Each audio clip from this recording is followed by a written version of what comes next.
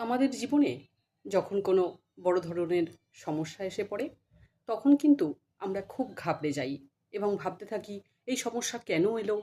কী জন্য এলো? কে নিয়ে এলো? কিভাবে দূর হবে? এই সকল অনেক প্রশ্ন একের পর এক আমাদের মাথায় আসতে থাকে।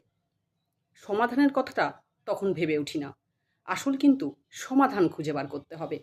সমস্যার দিকে কেন, কি এত ভেবে লাভ নেই।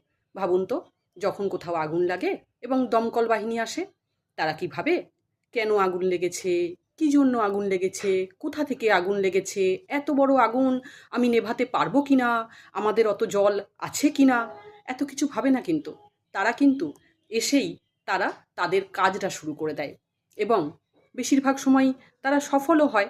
তাই আগে ভাববেন না এত কিছু, সমাধানের পথটা খুঁজুন।